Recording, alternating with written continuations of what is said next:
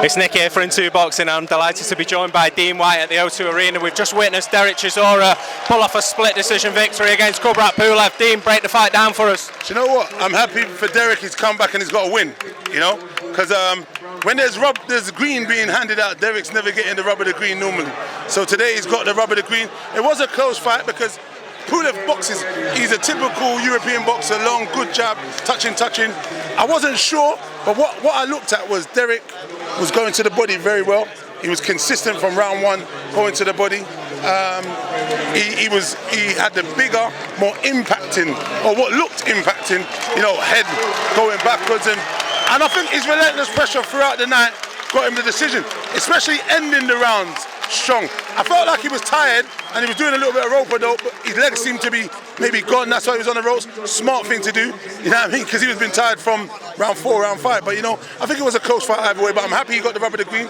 And you know, he goes on and he's one of the fans' favourite. You heard the noise in there today, so you know what I mean? We obviously talked about this week. There's been a lot of talk that saying that if he didn't win this fight, it could be the end. But he's obviously got that victory. Where does Derek go now? What does he do next? Listen, man, Derek's War Chisora, man. Derek does what the fuck he wants, fam. Hey, listen, he's writing his own history, fam, because someone like that would be out of boxing many years ago. Derek is, look, you heard that crowd there tonight. Absolutely mental.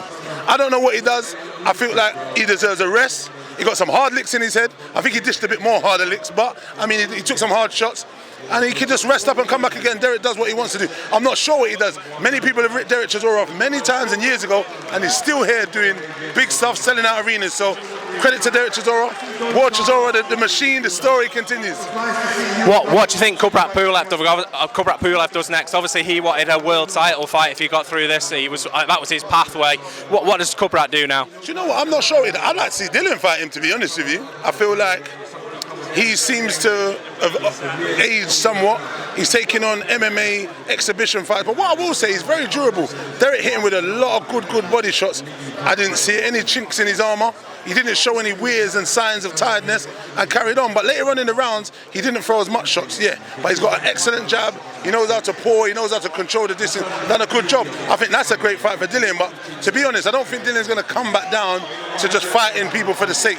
You know, he's only got probably a few more fights left in him. You know, he's had a lot of hard fights and he wants to be at that world level fighting for world honours and stuff. So I guess he's going to try and find the biggest fight out there that he can make.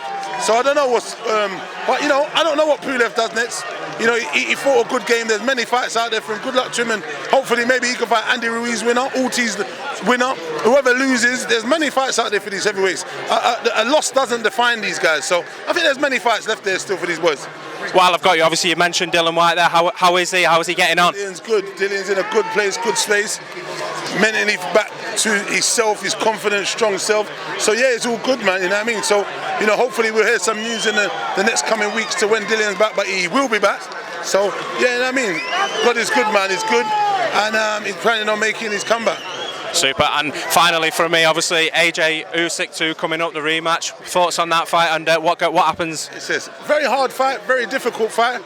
I do hope AJ's obviously got his new trainers right there, so he's brought in more experience to help him to see if they can put a structure, a game plan together to see if they can dethrone Usyk. It's going to be a tall order, it's going to be a hard order, but I believe hopefully I'm going to be rooting for him and I hope he does it. They make the necessary adjustments to get the win. Southpaws are always tricky, but this is probably one of the best southpaws that we've probably ever seen, especially as a heavyweight and doing what he does, cruiserweight, heavyweight, and as an amateur. Pedigree is second to none. So I hope Joshua really does what he needs to do, and I'm going to wish him all the best.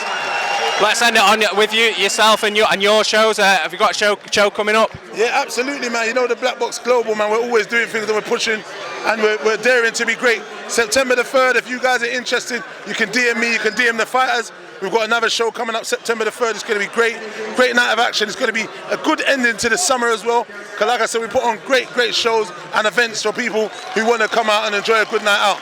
Super. Well, Dillian Whyte, thank you very much for giving Into Boxing some of your time, and we'll catch up with you soon. As always, thanks very much, guys. Thank you very much.